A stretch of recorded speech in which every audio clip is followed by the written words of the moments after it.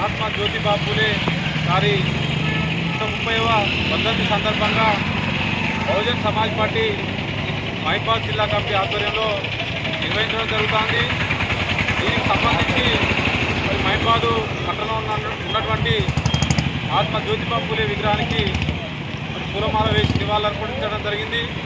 ప్రధానంగా భారతదేశానికి స్వాతంత్రం రాకముందే మహాత్మా గాంధీకి మహాత్మా అనేటువంటి పేరు రాకముందు అతనికంటే ముందుగా కూడా 1827 సంవత్సరంలో పుట్టినటువంటి మహాత్మా పూలే గారు మహారాష్ట్రలో బీసీ కులంలో పుట్టినటువంటి మహనీయుడు.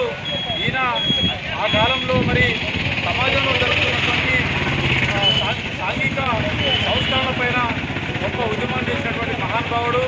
దాంట్లో భాగంగానే విద్య లేక వివేకం లేదు, వివేకం లేక నీతి లేదు, నీతి లేక పురోగతి లేదు, పురోగతి లేకనే విత్తం లేదు, విత్తం లేకనే శూద్రులు అధోగతి పాలయ్యారు.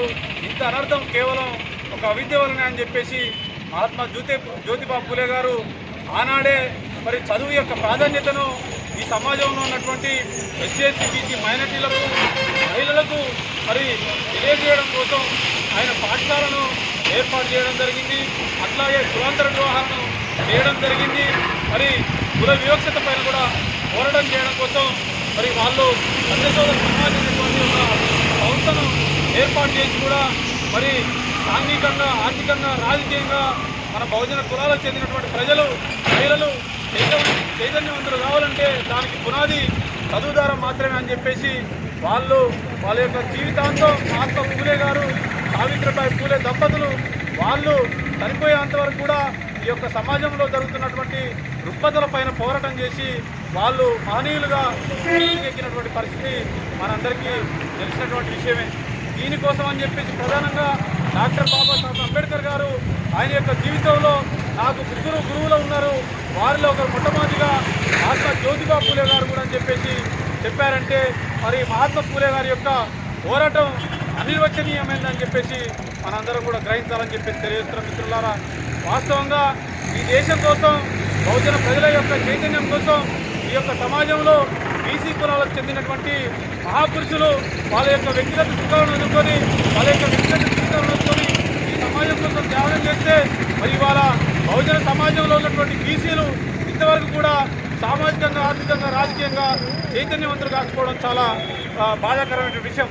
కానీ డాక్టర్ బాబాసాహెబ్ అంబేద్కర్ గారు ఆయన రాజ్యాంగం రాసిన క్రమంలో ఓటర్కు రిజర్వేషన్లు ప్రసాదించిన సందర్భంలో కూడా కొంత బహుజన కులాల్లో ఉన్నటువంటి బీసీలు కొంత ఆర్థికంగా సామాజికంగా రాజకీయంగా చైతన్యవంతులు అవుతున్నారు. కాబట్టి ఇంకా మనం తీసుకుపోయినట్టయితే ఖచ్చితంగా భవిష్యత్తులో కూడా మన బహుజనులు అందరం కూడా రాజ్యాధికారంలోకి వచ్చేటువంటి పరిస్థితి అయితే ఉంటుంది. కాబట్టి ప్రధానంగా బహుజన్ సమాజ్ పార్టీగా కూడా మహాత్మా పూలే గారి యొక్క పోరాట పంతాన్ని కావచ్చు, ఆలోచన విధానాన్ని కావచ్చు, సిద్ధాంతాన్ని కావచ్చు పరిగణలోకి తీసుకొని పూలే అంబేద్కర్ ఆలోచన విధానమే బహుజన్ సమాజ్ పార్టీ సిద్ధాంతం.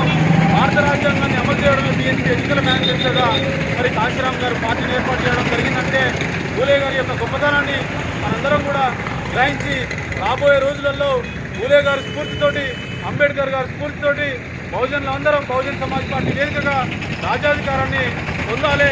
అప్పుడు మాత్రమే మన కులాలకు మెజారిటీ బహుజన కులాలకు సామాజికంగా ఆర్థికంగా రాజకీయంగా అన్ని రంగాలు అభివృద్ధి చెందామని తెలియజేస్తూ ఈరోజు పూలే గారికి బహుజన్ సమాజ్ పార్టీ జిల్లా కమిటీ తరఫున ఘనంగా నివాళులు